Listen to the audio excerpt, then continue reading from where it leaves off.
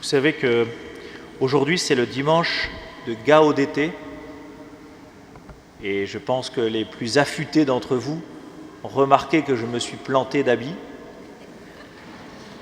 J'aurais dû être en rose et dans cette paroisse nous avons la chance d'avoir une très belle chasuble rose.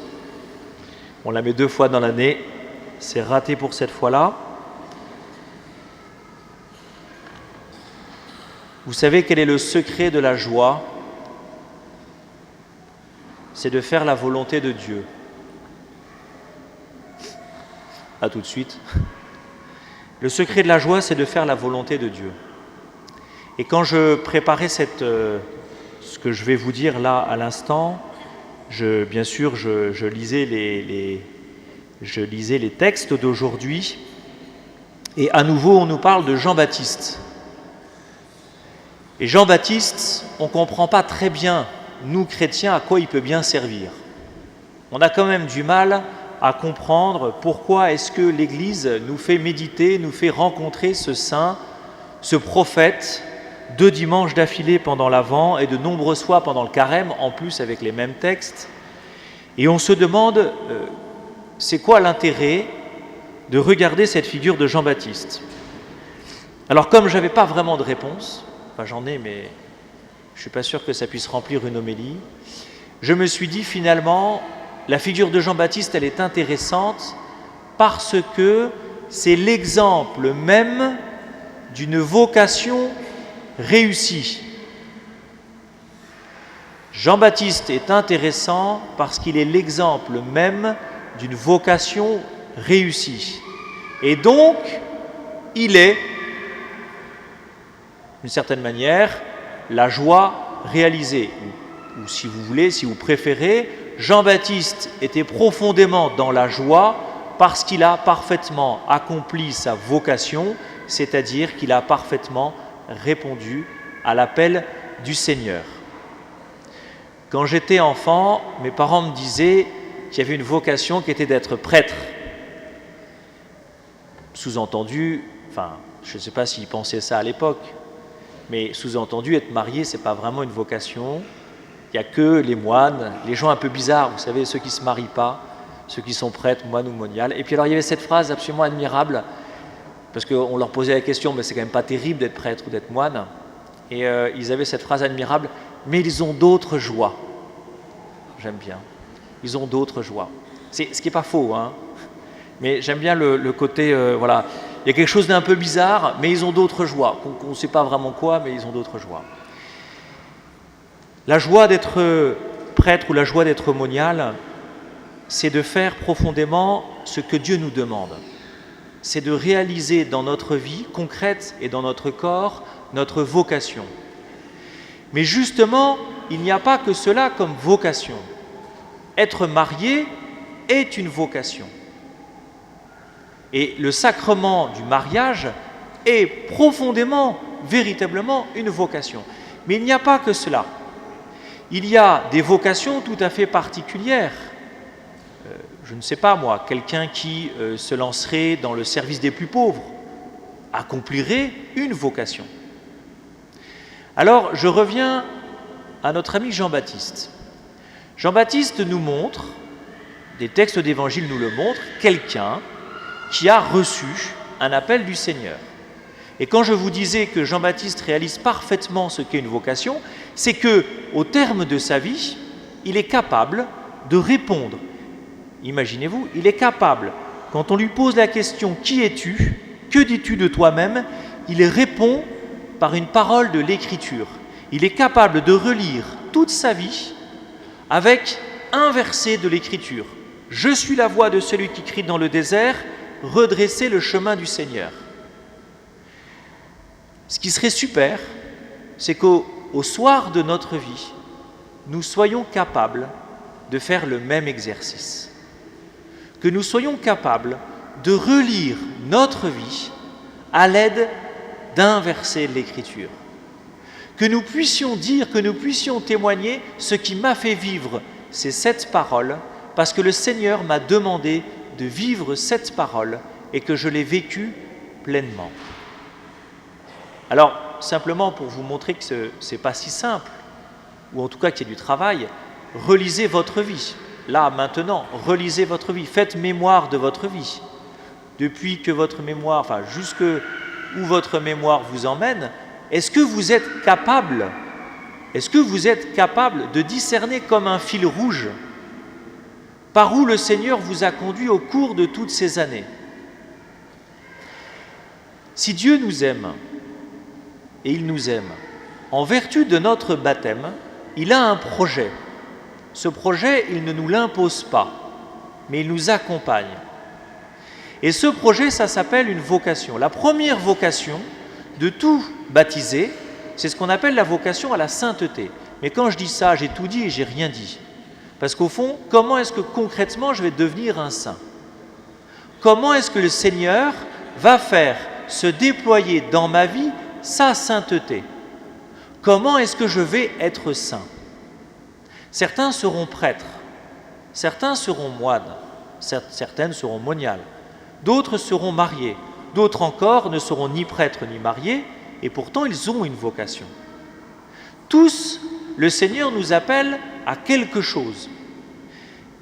Et cet appel qui retentit dans nos vies est appelé à se déployer dans une mission. Vocation et mission.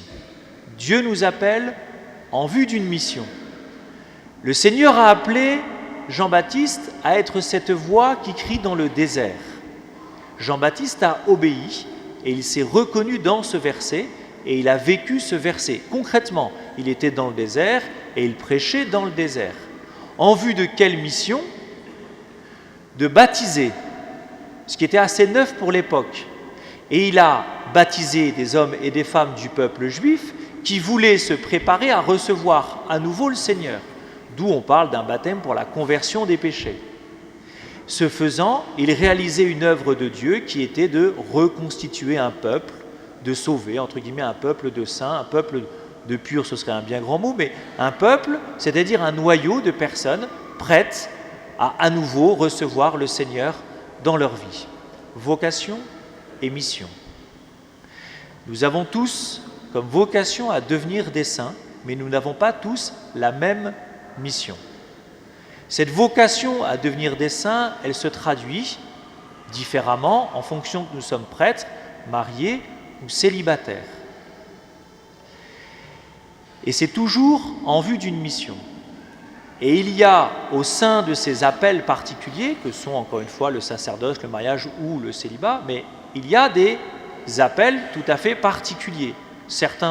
Il y a certains prêtres qui sont plus appelés à servir les pauvres. Le Seigneur, ils ont reçu comme vocation à servir les pauvres. D'autres ont plus un appel à accompagner des gens dans des retraites. D'autres sont plus appelés à devenir curés de paroisse, etc., etc. Les gens mariés, idem. Quelle est la première vocation des gens mariés d'ailleurs? À quoi le Seigneur vous appelle, vous qui êtes mariés? À aimer votre conjoint. Ça, c'est une vocation. Le Seigneur vous appelle à aimer votre conjoint. Le Seigneur vous appelle à élever vos enfants. C'est une vocation. Et ça se transforme en une mission. Après, il y a une vocation de couple. À quoi le Seigneur nous appelle en couple? Parce que ce sacrement de mariage, il est appelé à porter du fruit au-delà de votre couple, au-delà de vos familles.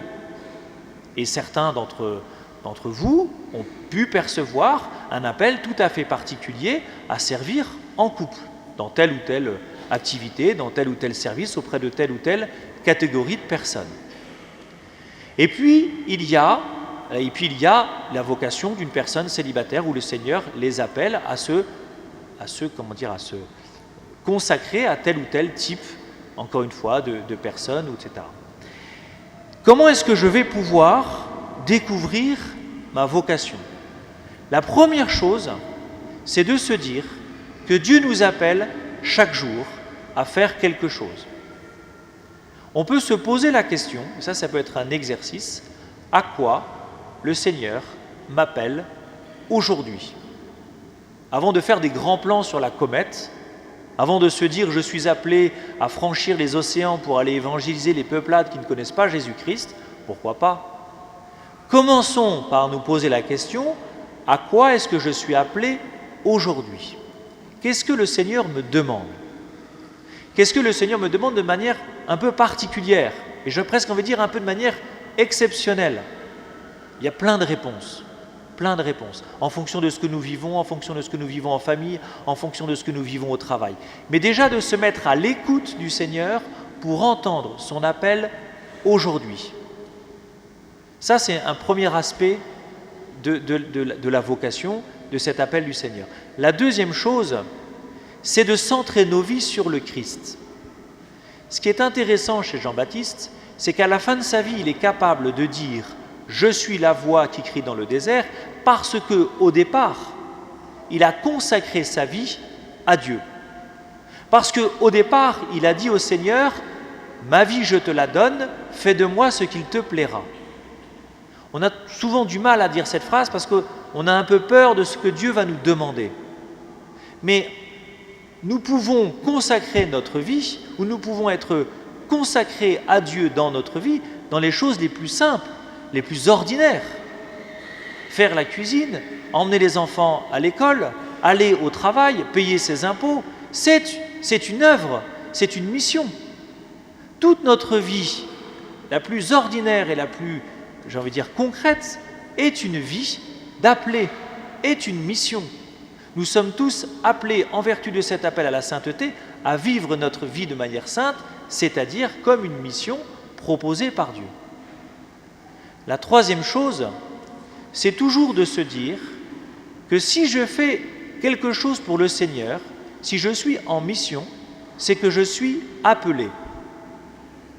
Souvent, il y a deux écueils quand on fait un service ou quand on se met en service, c'est d'oublier, premier écueil, c'est d'oublier que nous sommes appelés avec le risque du découragement. Parce que si nous oublions que nous sommes appelés par Dieu pour faire telle ou telle chose, nous nous décourageons. À quoi bon? Quand je dis que Dieu nous appelle à tel ou tel service, ça peut être le curé. Mais après, il y a toujours un discernement. Mais à recevoir, c'est toujours en fait apprendre à recevoir sa mission d'un appel. C'est Dieu qui me le demande. Et donc je me ressource, je me renouvelle dans l'accomplissement de ma mission. Et le deuxième écueil, c'est de faire des choses sans être appelé. Toujours se poser la question, qui me demande de faire ceci? Qui me demande de faire cela? Parce qu'il peut arriver que lorsque nous prenons des initiatives, nous oublions que nous faisons partie d'un corps, d'un ensemble, et que toute mission doit être reçue. Toute mission doit être accueillie en fonction d'un appel. Rien n'empêche, il ne s'agit pas d'être attentiste, parce qu'on peut tout à fait avoir une idée de mission, par exemple, ou de service, et de se dire « je vais le proposer ». Mais je le propose, et celui à qui je propose discerne, et m'appelle ensuite, ou quelqu'un d'autre m'appellera ensuite à réaliser tel ou tel service, telle ou telle mission. Tout ça pour dire que nos vies de baptisés doivent être des vies, ou sont des vies, où nous vivons sous le regard de Dieu, et que Dieu nous appelle à déployer notre baptême dans des directions, j'ai envie de dire, particulières. Chacun reçoit une mission particulière. Certains, comme Jean-Baptiste, qui se situent à des jointures de l'histoire tellement importantes, sont comme totalement saisis par Dieu et ont des trajectoires tout à fait remarquables.